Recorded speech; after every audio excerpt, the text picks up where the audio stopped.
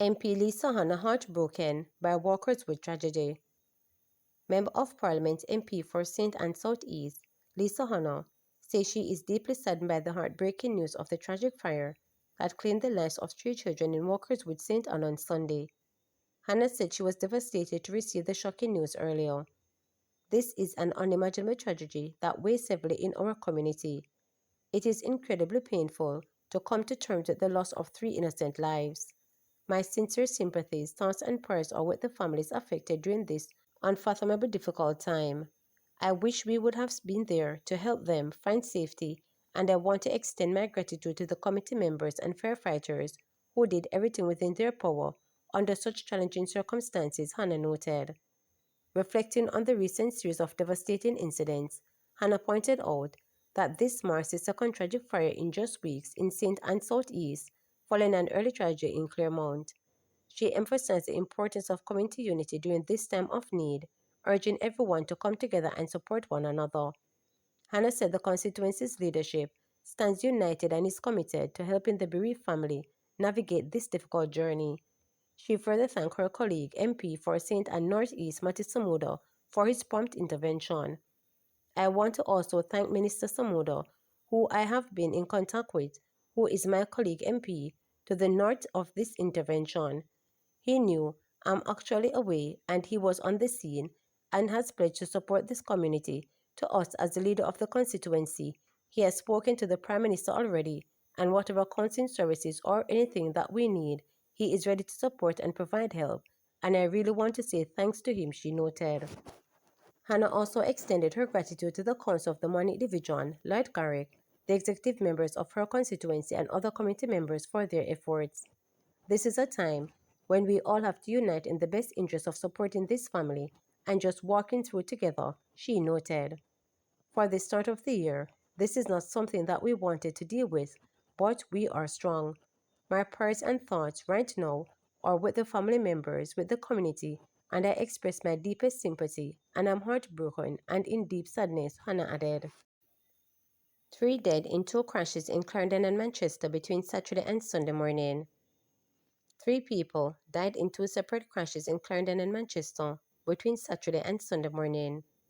The deceased are 31-year-old Anthony Cunningham, a resident of Botop District, Manchester, 22-year-old Paul Newman, a resident of Greenville, Manchester, and an unidentified man. In the latest incident on Sunday morning, police report that about 1:30 a.m., 2 motorcyclists were heading in opposite direction along the Botop Main Road in Manchester when the collision occurred.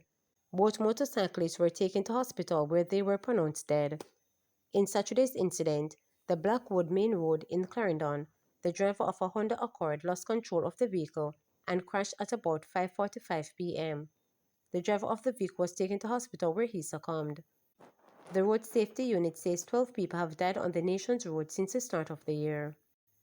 Repair work for a collapsed box culvert on Vauxhall to Union Roadway in St. Elizabeth. Starting on Monday, January 13, work is to begin to reconnect the main road from Vauxhall to Union in St. Elizabeth, which has been impossible since last October when a box culvert in the community of Rahim collapsed. The box culvert, which was several decades old, was made from steel. Manager Communication and Customer Services at the National Works Agency NWA Stephen Shaw says that a reinforced concrete box culvert is to be built at the location of the collapsed structure. Begin with through a $36 million contract and is to be executed over the next 5 months. Shaw says that the scope of the road will include the demolition of the existing collapsed structure, steel fabrication, and the construction of approach roads. Shaw says that a detour road is to be constructed in the vicinity of the new box culvert. This road is expected to be completed within 10 days and is to be used by motorists while the new box culvert is under construction. Motorists are being advised to observe posted warning signs and the instructions of flag person in using the section of the main road over the next several weeks.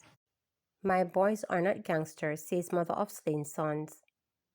Residents of McBride Hill in Central Village, Spanish Town, are still reeling from shock following the brutal killing of 3 young men on Wednesday night in what police suspect is a gang-related attack.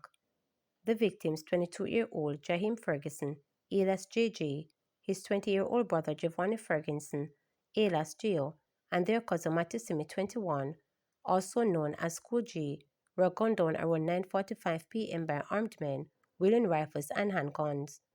According to the St. Catherine South Police, the attackers approached the area on foot and unleashed a hail of gunfire before fleeing.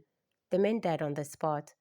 Investigators have since recovered several pieces of evidence, including live rounds and spent casing from rifles and handguns, as well as blood samples. Despite police suspicion of gang connection that led to the triple murder, the mother of the two brothers has denied the claims. "My boys are not gangsters. All they do in their spare time is play video games. All I want to do now is to clear the air," she said, breaking down as neighbors comforted her.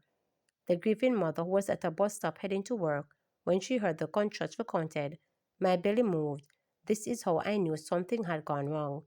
She stressed, "It's just not fair for my sons to be labeled as gangsters because they are working young men who have not been involved in any wrongdoing." A neighbor echoed her sentiments, insisting that the victims were innocent. "Only God can come down from heaven and convince me that these men are involved in any wrongdoing. In fact, I think it's a case of mistaken identity," the neighbor stated. Member of Parliament for St. Catherine Eastern Dennis Daly visited the grieving family on Thursday and expressed her dismay. "When I spoke to the family, they were totally traumatized and scared to return to the area. I am here to advise citizens that I will be requesting increased police presence in the area to offer special protection for the residents," she said. As investigations continue, the police are urging anyone with information about the attack to come forward.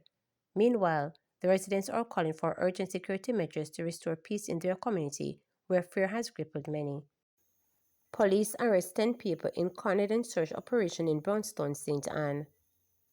10 people were arrested in coordinated search operation in Brownstown, St. Anne on Saturday, January 11. The operation, led by the head of the St. Anne Police, Senior Superintendent Dwight Powell, in collaboration with the Jamaica Defense Force, was carried out in the town center. Police said the primary objective was to disrupt illegal activities, locate wanted individuals, and ensure public safety. The operation resulted in the arrest of 10 individuals for breach of the Dangerous Drug Act, Customs Act, and Offensive Weapon Act. The police say several items were also confiscated. These include uncustomed rum, knives, scissors, cigarettes, and cash. The St. Anne Police said the operation reflects their commitment to eliminate criminal activities and ensure the safety and security of all residents.